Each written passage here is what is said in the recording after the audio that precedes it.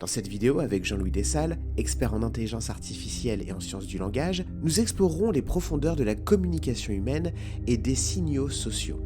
Il nous expliquera comment, selon lui, à travers l'histoire, les humains ont utilisé des signaux coûteux pour se distinguer et renforcer les liens de leur groupe. N'hésitez pas à vous abonner si la vidéo vous plaît et bon visionnage.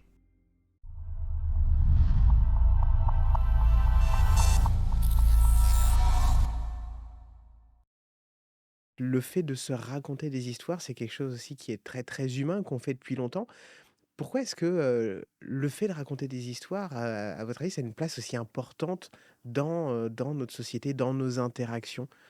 Alors, merci pour la question.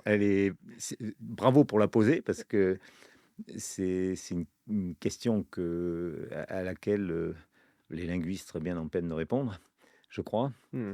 D'abord, je ne pense pas une seconde que ce soit un phénomène culturel. OK, C'est universel. OK, Pour moi, je vais dire un gros mot à la Chomsky, mais je pense que c'est biologique. OK, OK. Les enfants racontent des histoires, les adultes racontent des histoires, parfois trop. Et passe énormément de temps à ça. C'est-à-dire que c'est, à raconter ou écouter des histoires, c'est plusieurs heures par jour. Enfin, c'est voilà, on et pourquoi? Pourquoi fait-on ça? J'ai une théorie là-dessus. Mmh. Elle n'est pas venue le premier jour. Je me suis posé cette question pendant des années et il a fallu éliminer toutes les mauvaises solutions. Maintenant, j'en ai une qui semble tenir la route. Alors si ça vous intéresse, je peux en parler, mais ça Allez-y, allez-y, on on va vous aller écoute. on va aller, sur un tout autre chapitre. OK. Qui est celui de la biologie de l'évolution. Donc ça, c'est mon autre, grand hobby, enfin, centre d'intérêt, de recherche. J'ai fait beaucoup de travail sur l'évolution. Pourquoi? Parce qu'en tant qu'informaticien, c'est tellement facile à simuler sur ordinateur que, on a ouais, enfin, si facile, encore fallait-il être là quand on a commencé à avoir des machines un peu efficaces avec un peu de mémoire. Mmh. Il y a des précurseurs, il y a des précurseurs dans les années 60. Je me demande encore comment ils ont pu concevoir ce qu'ils ont réussi à faire avec des outils informatiques à une époque où les machines n'avaient pas de mémoire, pas de puissance, mais rien. Ouais, ouais. Alors 65, enfin, donc moi je suis arrivé plus tard quand même et donc une vingtaine d'années plus tard, on a commencé à avoir des outils et donc en simulant l'évolution, j'ai redécouvert des phénomènes qui était évidemment connu des biologistes de l'évolution, mais pas en France, parce qu'on est la patrie de Lamarck, et il a fallu attendre que tous les Lamarckiens meurent ou partent à la retraite. Pour moi, j'ai vite compris que les gens qui comprenaient l'évolution étaient presque tous en Grande-Bretagne. Alors maintenant, ça s'est généralisé. Mais à l'époque, il faut imaginer que c'était en gros quelque part autour de Cambridge que les gens comprenaient la théorie de l'évolution. Ouais, c'est très étonnant. Vous avez peut-être entendu des noms. Alors, celui qui a popularisé ça, c'était Richard Dawkins, avec le gène égoïste. Alors, bon, parfois il est un peu limite dans ce qu'il dit, mais ça m'a ouvert les yeux considérablement parce Heu, que ça correspondait à ce que j'avais dans ma machine. OK, Voilà. juste, est-ce qu'on peut revenir sur le gène égoïste et expliquer un petit peu, Oui, alors en gros, à l'époque, en français, on a une expression qui est l'oiseau fait un nid pour la conservation de l'espèce. Bon. Ce qui est quelque chose qui n'est absolument pas dans la théorie darwinienne. Ça n'existe que dans la vie des animaux, c'est-à-dire la mauvaise façon de vulgariser l'évolution. Et en France, on s'attache énormément à l'idée d'avantage collectif. C'est-à-dire que les animaux font quelque chose pour le bénéfice collectif. Et à un moment, des chercheurs, donc notamment William Hamilton et puis après Richard Dawkins et d'autres, beaucoup d'autres, ont compris une chose, c'était que ça correspondait à aucune logique. Et moi, j'en apercevais, alors un peu après, je suis arrivé après la bataille, mais quand je faisais mes simulations sur ordinateur, comme d'autres, je voyais très bien à quel point c'était eux qui avaient raison. C'est-à-dire que quand l'oiseau fait son nid, c'est pour élever ses enfants et in fine pour propager ses gènes. Alors, ce qu'on appelle les gènes en évolution, c'est pas tout à fait les gènes. Il y a eu beaucoup de malentendus, les gènes de la biologie moléculaire, mais on n'est pas du tout ni au niveau collectif, ni même au niveau de l'individu. D'ailleurs, mauvaise nouvelle, l'individu il va mourir, il va pas se propager du tout. Si on ramène ça à la question du langage, c'est de dire pourquoi on raconte des histoires et en quoi la bonne question à poser, c'est en quoi si c'est biologique, hein, ce que je crois profondément, en quoi le fait de raconter des histoires a permis à nos ancêtres d'être nos ancêtres par rapport à leurs contemporains. Voilà. Donc ça, c'est vraiment la bonne version de la question. Et la réponse n'est pas immédiate. Parce que quand on raconte des histoires, finalement, on donne des informations à ses concurrents. Et ça a l'air d'être une stratégie perdante.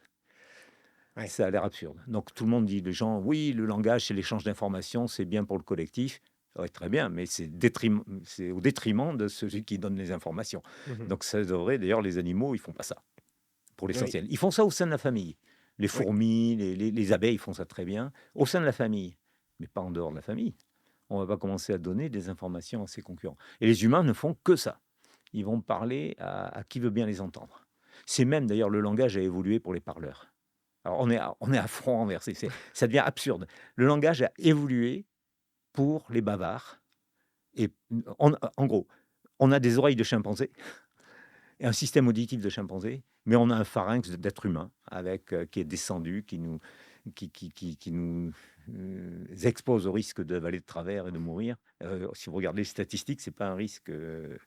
Voilà, c'est un risque significatif. Et donc, voilà, l'idée, c'est que pourquoi on raconte des histoires. Et ma réponse, elle est, voilà, il faut comprendre que le contexte d'évolution de l'espèce humaine est un peu singulier. Alors, je ne voudrais pas dire qu'on est une espèce remarquable. Si, on est une espèce remarquable, mais beaucoup d'autres espèces sont remarquables, hein. À un point, regardez les oiseaux du paradis. Enfin, il faut voilà. Quand je dis que l'être humain est remarquable, parmi d'autres, mais il a une singularité. Ouais, je fais comme l'enfant qui contraste. Vous vous souvenez, mhm, le chien, le chat. Je contraste l'être humain avec les autres espèces et il y a des différences qualitatives.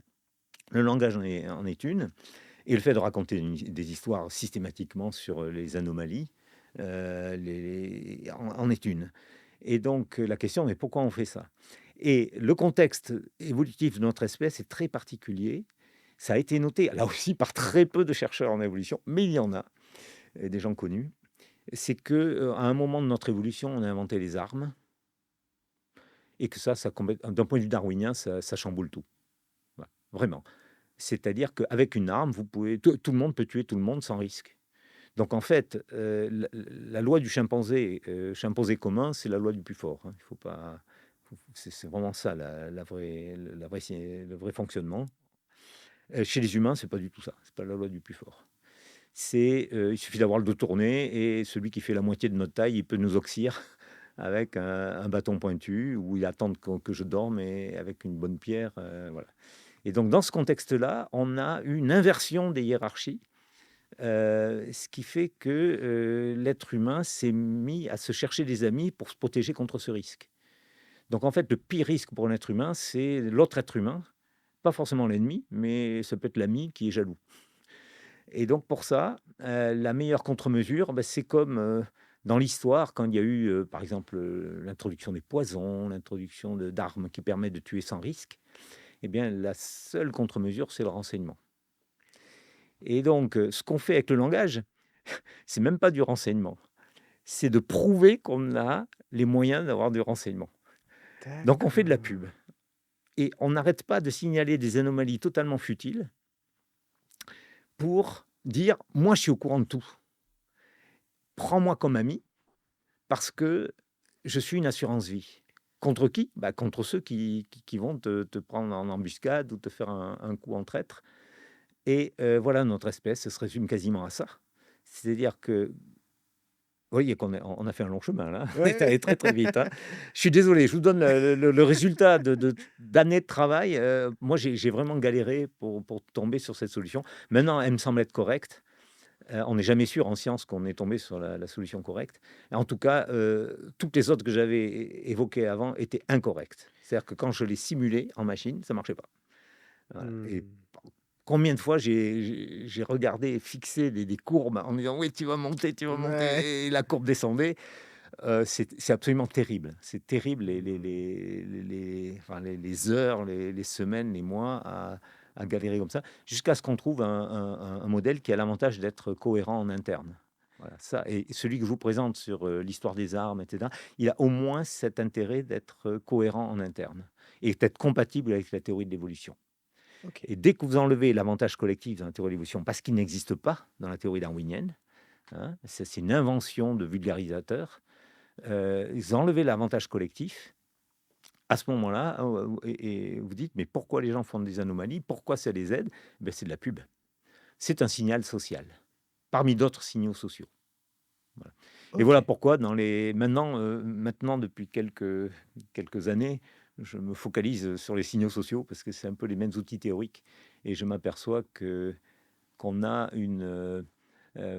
qu'on est une espèce. Alors, on n'est pas la seule à faire des signaux sociaux. Il y a quand même, bon, j'ai parlé des oiseaux tout à l'heure. Les oiseaux, ils chantent, c'est du signal social, hein, mais et ils font beaucoup de signaux sociaux, souvent très très chers. Mais nous aussi. Et il n'y a pas que les. Et alors, il y a certains signaux sociaux qui sont culturels, qui sont extrêmement coûteux. Et ils sont ridicules parce que tout le monde finit par les adopter. Je vais vous donner un exemple. Alors, je pourrais prendre des exemples terribles comme les mutilations sexuelles. L'une d'elles, c'est l'excision. Enfin, je ne veux pas trop parler de ça parce que c'est tellement terrible. Et puis surtout, ça touche, c'est un peu touchy, hein. Hmm. On a vu un exemple récent sur France Inter récemment. Ouais. Je vais parler de quelque chose qui est révolu, qui est comment on appelle ça, le bandage des pieds chez les Chinois Oui. pendant des siècles. Alors, quand je dis pendant des siècles, il faut mesurer ce que ça veut dire. C'est quasiment un millénaire. Pendant un millénaire, on a bandé les pieds des petites filles pour qu'ils ne grandissent pas, pour qu'elles aient des tout petits pieds. C'est terrible, c'est une torture. Mais en revanche, une fille qui n'avait pas été traitée de cette manière-là, certaine façon, n'était pas mariable. Et on pourrait dire, bon, ben, très bien, ça distingue, comme beaucoup d'autres signaux sociaux, ça va distinguer ceux qui peuvent se le permettre de ceux qui Mhm. ne peuvent pas. Par exemple, si les jeunes filles doivent travailler au champ, si on les mutile les pieds, ça va poser des problèmes. Et donc, on pourrait penser qu'à certains moments, les agriculteurs, ça permet de distinguer ceux qui travaillaient de leurs mains et ceux qui étaient assez riches pour... voilà, donc ça, c'est un peu une façon, ça c'est un signal social typique, ça permet de distinguer ceux qui peuvent se le permettre, ceux qui ne peuvent pas. D'accord. Voilà, c'est comme maintenant, ceux qui achètent des grosses voitures. Ou, j'avais regardé encore le tchador, par exemple, le tchador iranien, idéalement, vous ne l'attachez pas, vous le tenez avec la main. Donc, si vous passez votre temps à tenir votre tchador avec la main, vous ne pouvez pas avoir un travail manuel. Voilà. Ok. Ou pour prendre un exemple, allez, j'adore multiplier les exemples, vous portez une cravate, c'est aussi un signal social. Vous avez une cravate, une chemise blanche. Moi, je me souviens de mon père qui avait une cravate systématiquement. Dès qu'il devait faire un effort, je le voyais en train de déboutonner dégrafer, Oui. Ouais. écarter la cravate. Ok. Ouais. Il est impossible de faire un effort avec une cravate. C'est vrai. Il est impossible de travailler manuellement sans tacher sa chemise blanche. Donc vous voyez que c'est coûteux pour les gens qui veulent Hmm. tricher, donc qui sont travailleurs manuels, qui veulent voilà, donc c'est pas possible. Et en revanche, si vous travaillez dans un bureau, bah, ça vous coûte pas grand-chose de mettre une cravate. C'est un signal social. Ah. Alors revenons au bandage des pieds. Heu, Ça serait la fin de l'histoire si ça permettait de distinguer. Mais, ce qui m'a intéressé et donc ça, c'est des travaux très récents que j'ai fait avec un doctorant, un ex-doctorant, maintenant il est chercheur, qui est Julien Lipanis. On a travaillé sur, des signaux sociaux qui devenaient des normes. C'est-à-dire que, on a un petit peu regardé cette histoire de bandage des pieds et à certains moments, c'était 96 de la population qui avait les enfants enfin les petites filles avaient les pieds bandés. Heu, Ça fait froid dans le dos, hein, c'est terrible. Mais, certains leur cassaient même les phalanges des pieds pour que ça soit vraiment petit. Et 96 c'est-à-dire que ça devient une norme. Donc du coup, on peut plus distinguer ceux qui font le signal de ceux qui le font pas, puisque tout le monde envoie le signal. Oui. Et c'est très coûteux. Mais, ce qu'il faut comprendre alors, on a quelque chose d'absurde, il y a beaucoup de situations comme ça dans des signaux sociaux qui sont idiots. C'est des normes coûteuses qui ne servent à rien. Alors pourquoi? Et maintenant, c'est ce qu'on a compris et qu'on a simulé, on a fait les équations, donc la totale. On peut dire qu'on a d'une certaine manière compris le phénomène. C'est que si vous ne le faites pas, tout le monde vous tombe dessus. Ah, cette fille-là, elle n'a même pas les pieds bandés, quelle horreur. Ouais. Euh, au point où alors, si vous essayez de travailler dans une banque et que vous n'avez pas de cravate, tout le monde va vous tomber dessus. Ouais. Ah, t'as vu un tel, il est venu, il n'a pas de cravate. Hmm. Et en fait, la norme vient du fait de cette police qui est faite par tout le monde pour, ostraciser la personne qui n'envoie pas le signal. Alors très bien, si cette police existe, on se dit: bah, tout le monde a intérêt à envoyer le signal, sinon tout le monde me tombe dessus. Voilà. Ou, je sais pas, à essayer d'avoir une chemise avec une tache. Bah, mais tout le monde va vous tomber dessus. Mmh. «Ah, tu vu un tel? Oh, tu vu ta tache?» devant tout le monde bien fort. Mais pourquoi alors question suivante, et c'est la question difficile, mais pourquoi les gens font ça? Pourquoi Oui, ils bah font la oui. police? C'est quoi cette histoire? Et l'idée, c'est que et c'est l'hypothèse qu'on a faite et qui a permis de résoudre cette énigme, c'est de dire: «Mais, ceux qui font la police, c'est un signal social à l'ordre d'eux». C'est-à-dire, ils disent: «Regardez comme moi je suis exemplaire Ah! et je suis pas comme lui, je suis pas comme elle». Et donc, rien qu'avec cette idée d'un signal social coûteux et d'un signal alors, le signal social d'ordre 2 explique le coût. C'est-à-dire qu'au début, le bandage des pieds, il a pas commencé comme ça. On a dit: «Oh regarde cette fille, elle a les pieds petits» et cetera et puis, il y en a qui ont commencé à diminuer les pieds et ça a été progressif et à la fin, c'était une mutilation atroce et on arrive à une norme à laquelle tout le monde se soumet, qui est absurde d'un point de vue collectif et qui est, qui est une norme. C'est-à-dire qu'en fait, tout le monde se trouve plus mal qu'avant. Voilà. Et si on regarde bien la société, alors c'est plus facile chez les autres, hein, quand on va étudier les sociétés qui nous paraissent exotiques, on dit: «Bah, ces gens-là, qu'est-ce qu'ils sont stupides, vous avez vu ce qui s'impose?»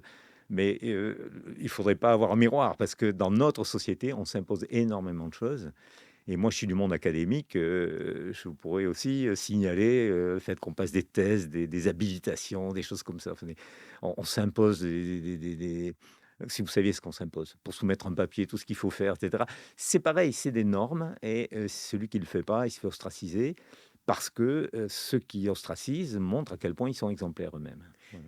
D'ailleurs, j'ai même l'impression, que moins un comportement est répandu, moins il y a ce côté ostracisme Mmh. et que à l'inverse, plus c'est un comportement qui est, commun et accepté et plus du coup il y a cette virulence en cas de non-respect de cette norme.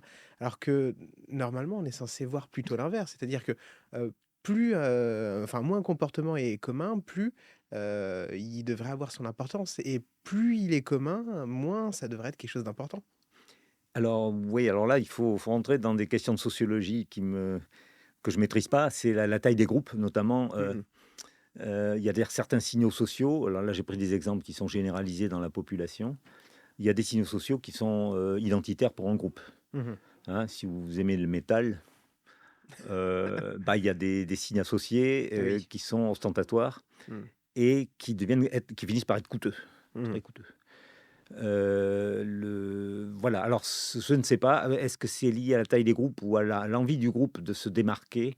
Voilà, ça, j'ai pas fait de modèle de ça, mais c'est D'accord. c'est une bonne remarque, hein. Mais ça, du coup, comment est-ce qu'on peut le modéliser en informatique? Parce que du coup, là, on parle quand même de comportements humains, d'interactions humaines qui sont plutôt complexes. Comment est-ce qu'on peut, alors d'un côté, modéliser ce genre de choses et de l'autre côté, arriver à une équation? Comment on fait le passage?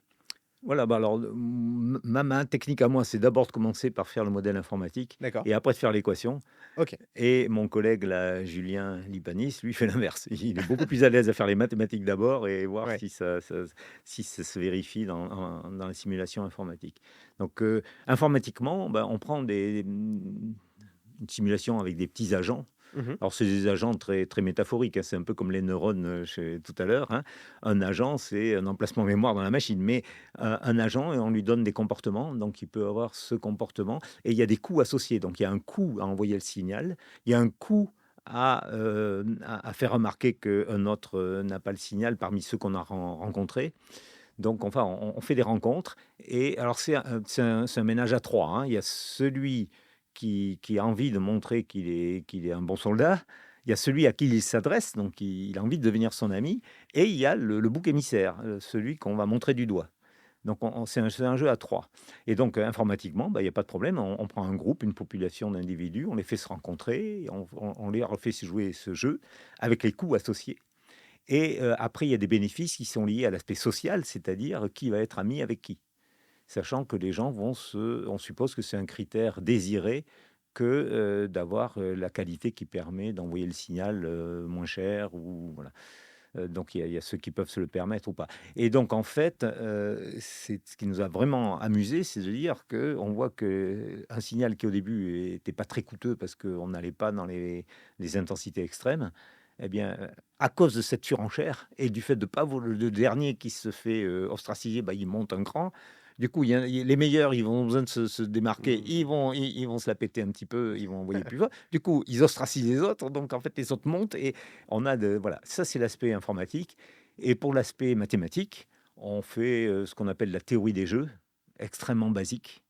On écrit des équations, où on regarde quel est le bénéfice à l'équilibre et on fait des dérivés, enfin voilà, c'est des mathématiques de ouais, c'est des mathématiques de terminale, on va dire. C'est pas chercher beaucoup plus loin et mais on arrive, le problème, c'est pas de résoudre l'aspect mathématique, c'est de poser le problème, voilà, de la bonne façon et ça peut prendre, des mois. Mais voilà, une fois qu'on a la solution, on se dit: «Ah c'était tellement simple». Bah, c'est Voilà, souvent ça, hein. voilà. OK, donc là, on arrive vers, la fin de notre entretien. À la fin, j'aime bien, parler aussi un petit peu de ce que fait l'invité, donc des Mmh livres que vous avez écrits. Vous en avez écrit pas mal, dont mh. un, qui s'appelle, «Les origines du langage», Mmh. donc qui date d'il y a quelques années maintenant. Ça reprend un petit peu les points, dont on a parlé, avant. Vous développez un petit peu ce qu'on vient de dire, dans ce livre? Oui, alors l'ambition de alors il y a plusieurs livres. Il y en a un qui s'appelle «Aux origines du langage», Oui. celui-là et celui-là, j'ai vraiment fait une sorte d'anatomie fonctionnelle du langage. C'est-à-dire, j'ai essayé de décortiquer le langage aux différents niveaux en essayant de montrer ce que font rarement les linguistes, c'est à quoi ça sert d'un point de vue biologique. Mmh. Voilà. Donc ça, je me suis vraiment et ça m'a fait progresser beaucoup d'écrire ce livre. Mais, j'avais beaucoup travaillé en linguistique, mais alors avec cette idée fonctionnelle, c'est-à-dire, pourquoi on a une phonologie? Pourquoi on a une syntaxe? La syntaxe a été merveilleusement étudiée par les linguistes, mais rarement sous un angle fonctionnel. À quoi ça sert? Pourquoi c'est là? Pareil pour l'expression du sens, ce qu'on appelle la sémantique. Pourquoi il y a des prédicats, par exemple? Pourquoi l'espèce humaine, est à ce point, obligée de faire des prédicats? Vous avez peut-être vu ce film, comment ça s'appelait? Là où il y a les pieuvres qui arrivent de l'espace, rencontre non, C'est First Contact, quelque chose comme 1 ça. contact? Premier Contact, voilà, c'est ça et j'ai adoré ce film, au moins au début. La fin est un peu bizarroïde pour différentes raisons, mais pour moi, mais je pense que c'est quand même un très bon film. Mais là où j'étais un peu déçu, c'est quand j'ai vu que alors je vais pas divulgacher, mais le langage des pieuvres de l'espace, utilise des prédicats et ça m'a dit: «Mais non, mais ça, c'est un truc purement humain». C'est-à-dire que Mmh. si voilà, il est même pas sûr que Néandertal, si jamais on le clone un jour, ce que je ne souhaite pas, il est même pas sûr qu'il était aussi intelligent que nous. Il avait un mode de communication, mais peut-être pas des prédicats et peut-être qu'il avait autre chose qu'on ne comprend pas nous, voilà. Donc voilà, donc anatomie fonctionnelle du langage et bien sûr ce que j'ai raconté sur, l'aspect, pertinence, le fait de raconter des histoires, d'argumenter et cetera. Et aller à la fin jusqu'à la fonction biologique de tout ça, qui est de se faire des amis, sur les bons critères. Voilà. OK. Donc on va mettre ce livre en description. Si jamais il y en a qui, après, notre entretien, voudraient en apprendre un petit peu plus sur, ce dont on vient de parler, est-ce que vous conseilleriez certains livres? Alors, on a parlé de beaucoup de sujets, Oui, c'est vrai. sur ce que je racontais sur la simplicité, il y a Mmh. il y a un livre, mais il est peut-être d'un abord un peu plus difficile, qui s'appelle, «La pertinence et ses origines cognitives». D'accord. Alors là, il y a quelques équations dans le livre. Donc, mais je balaye quand même beaucoup de sujets un peu comme ce qu'on vient de faire.